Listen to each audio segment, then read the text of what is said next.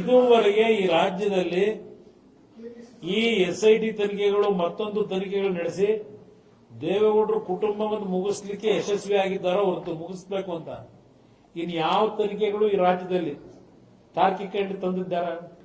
ನಾನು ಅದಕ್ಕೆ ಇಲ್ಲಿಯ ಧಾರವಾಡದಲ್ಲಿ ನಿನ್ನೆ ಅವರೇ ರೆಫರ್ ಮಾಡೋರೆ, ಪ್ರಿಯಾಂಕ ಖರ್ಗೆ ಅವರೇ, ಧಾರವಾಡದಲ್ಲಿ ನಡೀತಲ್ಲ ನಿರುದ್ಯೋಗದ ಯುವಕರ ಒಂದು ಹೋರಾಟ, ನಿಮ್ಮ ಮುಖಾಂತರ ನಾನು ಈಗಿನ ಈ ಘಟನೆಗಳೇನು ನಡೀತಾ ಇದ್ದಾವೆ ಯುವಕರಿಗೆ ದಯವಿಟ್ಟು ತಾವು ಕರ್ನಾಟಕ ರಾಜ್ಯ ಸರಿಪಡಿಸಲಿಕ್ಕೆ ನೀವು ಬೀದಿಗೆ ಇಳಿಬೇಕು ಅಂತಕ್ಕಂಥದ್ದನ್ನ ನಿರುದ್ಯೋಗಿಗಳಿಗೆ ನಾನು ಈ ಸಂದರ್ಭದಲ್ಲಿ ನಿಮ್ಮ ಮುಖಾಂತರ ಈಗಿನ ಈ ಘಟನೆಗಳನ್ನು ನೋಡಿದಾಗ ನಾನು ಇಲ್ಲಿಯ ವಿದ್ಯಾರ್ಥಿಗಳು ನಿರುದ್ಯೋಗಿಗಳು ಯಾರಿದ್ದೀರಿ ನಿಮಗೆ ನಾನು ಮನವಿ ಮಾಡ್ತೇನೆ. ಇದನ್ನು ಸರಿಪಡಿಸೋದಕ್ಕೆ ಇಲ್ಲೂ ಕರ್ನಾಟಕದಲ್ಲಿ ಆಗಬೇಕಿದು.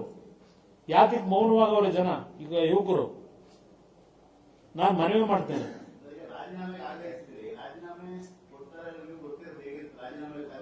ಇದು ನಾನು ಅದಕ್ಕೆ ಹೇಳ್ತಾ ಇರೋದು, ಇಷ್ಟೆಲ್ಲ ಅಕ್ರಮ ಆದ್ರೂ ಅಪಾಯಿಂಟ್ಮೆಂಟ್ ಕೊಟ್ಟಿದ್ದೀರಿ, ಇದು ನಿಮ್ಮದೇ ಜವಾಬ್ದಾರಿ, ಸರ್ಕಾರದೇ ಜವಾಬ್ದಾರಿ. ನಿಮಗೇನಾದ್ರು ಅಲ್ಪ ಸ್ವಲ್ಪ ಮಾತಿಗೂ ಕೃತಿಗೂ ನನ್ನಲ್ಲಿ ಕ್ಲಾರಿಟಿ ಇದೆ ಅನ್ನೋದಿದ್ರೆ, ನಾನು ಪಾರದರ್ಶಕವಾಗಿರ್ತೀನಿ ಅಂತ ನೀವೇನ್ ಹೇಳ್ತೀರಾ ಅದಿದ್ರೆ ನಿಮ್ಮ ಮಾತಿಗೂ ನಿಮ್ಮ ಕೃತಿಗೂ ತೀರ್ಮಾನ ಮಾಡಬೇಕು ಅಂತಕ್ಕಂಥದ್ದನ್ನ ನಾನು ಅವ್ರಿಗೆ ಹೇಳಲಿಕ್ಕೆ ಬಯಸ್ತೀನಿ.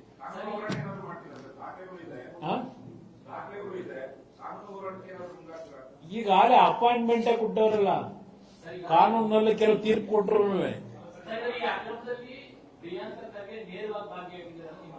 ನೇರವಾಗಿ ಅಂದ್ರೆ ಅವ್ರ ಜವಾಬ್ದಾರಿ ಇತ್ತು, ಅವ್ರಿಗೆ ಗೊತ್ತಿರ್ಲಿಲ್ವಾ ಇದೆಲ್ಲ ಅಪಾಯಿಂಟ್ಮೆಂಟ್ ಕೊಡಬೇಕಾದ್ರೆ ನಿಲ್ಲಿಸಬೇಕಾಗಿತ್ತಲ್ವಾ? ಕೋರ್ಟ್ನಲ್ಲಿ ತೀರ್ಪು ಅಂತಿಮ ಬರೋದಕ್ಕೆ ಮುಂಚೆನೆ ಯಾಕೆ ಅಪಾಯಿಂಟ್ಮೆಂಟ್ ಕೊಟ್ರಿ ನಡೀತಿದ್ದಾಗ?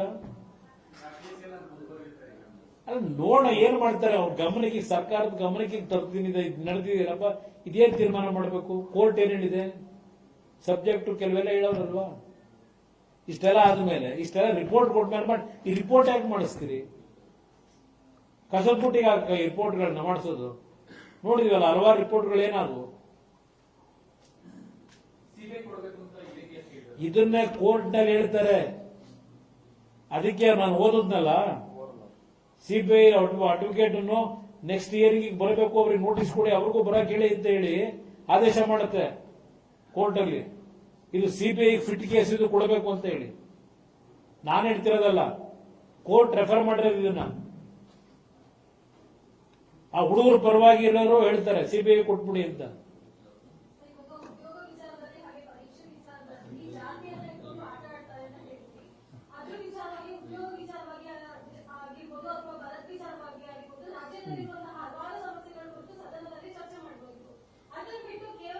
ನೀವು ಸದನದಲ್ಲಿ ಇರೋದನ್ನ ಕೇಳಿ ಅಮ್ಮ, ನಾನು ಸದನದಲ್ಲಿ ಇಲ್ಲ.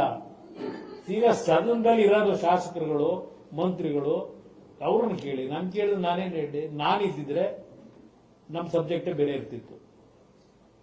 ಇವತ್ತು ಬರಗಾಲ ನೀವು ಹೇಳಿದ್ರಿ, ಹೌದು, ನಿನ್ನೆ ದಿನ ಘೋಷಣೆ ಮಾಡವ್ರೆ, ಬರಗಾಲ ಅಂತ ಘೋಷಣೆ ಮಾಡವ್ರೆ. ಬರಗಾಲಕ್ಕೆ ಏನ್ ಕ್ರಮ ತಗೋತೀವಿ ಅಂತ ಏನಾದ್ರು ಇದೆಯಾ? ಆ ರೈತರು ಇವತ್ತು ಕಷ್ಟಕ್ಕೆ ಒಳಗಾಗಿದಾರಲ್ಲ.